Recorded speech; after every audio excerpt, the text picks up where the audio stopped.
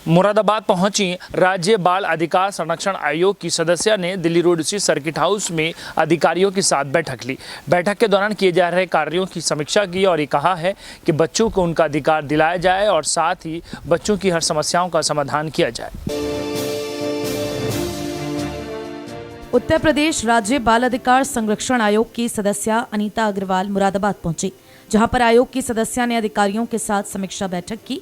उससे पहले मदरसों और स्कूलों में निरीक्षण किया। बैठक के दौरान बाल आयोग की सदस्य ने लापरवाही मिलने पर अधिकारियों को भी खूब खरी खोटी सुनाई और बाल संरक्षण समिति के मेंबर्स की भी लताड़ लगाई। इस दौरान कार्य में लापरवाही न बरतने की चेतावनी भी दी गई। दरअसल पूर्व निर्धारित कार्यक्रम के अनुसार आज उत्तर प्रदेश राज्य बाल अधिकार संरक्षण आयोग की सदस्य अनीता अग्रवाल मुरादाबाद पहुंची थी। मुरादाबाद पहुंचते ही सबसे पहले मदरसों का निरीक्षण किया, तो वहीं इस दौरान बाल संरक्षण आयोग की सदस्य को मदरसों में कमियां नजर आईं। उन्होंने बताया कि मदरसों में अभी भी हिंदी इंग्लिश कम पढ़ाई जा रही है। निरीक्षण के दौरान मदरसों में आज के सिलेबस को लागू करने के आदेश दिए हैं। देश के भविष्य को सुधारने का काम किया जा रहा है। देश की नई पीढ़ी को नशे से बचाने के लिए काम किया जा रहा है। इस अवसर पर बताया कि सरकार की मंशा के अनुरूप बच्चों के बचपन को बचाने के लिए लगातार काम किया जा रहा है। निरीक्षण का समय बहुत ज़्यादा तो नहीं मिला, लेकिन मैंने निरीक्षण सबसे पहले आज मदरसे में किया और उसके बाद मैं बेसिक स्कूल में भी गई और आंगनवाड़ी भी देखी, बेसिक स्कूल में भी गई और फिर हम वहाँ पे बालिका गृह में भी गए जो लड़कियों का था 10 साल से लेकर 18 साल तक की बच्चियों का।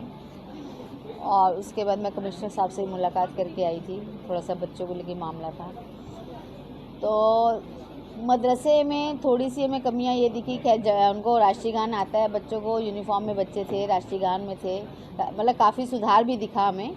लेकिन कुछ कमियां ये दिखी, थोड़ा हिंदी इंग्लिश वगैरह कम पढ़ाई जाती है, बच्चों के पास कम मिलती है। अगर 5th क्लास का बच्चा है तो 2nd क्लास की हिंदी पढ़ाई जा रही है और मतलब इंग्लिश भी उसी को बहुत स्लो 2nd क्लास के बाद 5th क्लास। तो ये सब चीज़ें देखने में आई। वही हमने कहा मदरसों में कि आप जो आज का सिलेबस है जो और स्कूलों में वो सब यहाँ लागू करिए। आपको उर्दू पढ़ानी है, आप 1 घंटा उर्दू पढ़ाइए, कोई दिक्कत नहीं। 8 पीरियड होते हैं स्कूल में, आप 2 घंटे पढ़ा लीजिए, कोई बात। लेकिन बाकी पीरियड में आप और शिक्षा भी दीजिए उनको, क्योंकि हमारे प्रधानमंत्री मुख्यमंत्री सीधा कहते हैं अगर आप एक हाथ में कुरान पकड़ते हैं तो एक हाथ में कंप्यूटर भी होना चाहिए।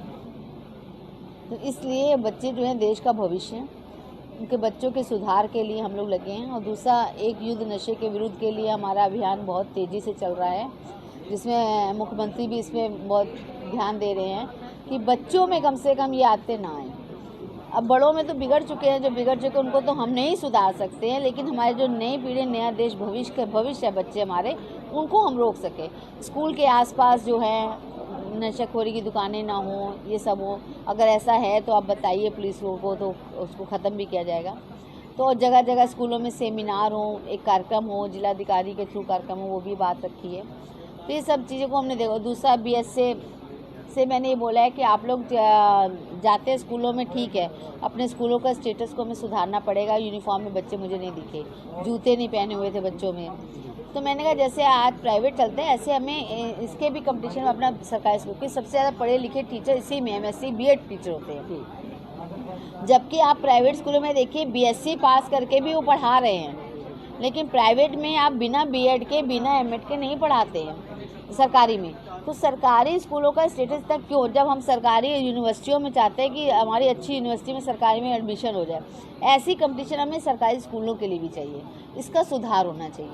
कायाकल्प में काफ़ी सुधार हो रहा है और काफ़ी हो रहा है। वही मेरी BSS साहब आती है, उन्होंने कहा इसको हम कर रहे हैं। ये सब चीज़ें हैं, ये सब देखी हमने, जो कमियाँ उसको दूर करने के लिए कहा है।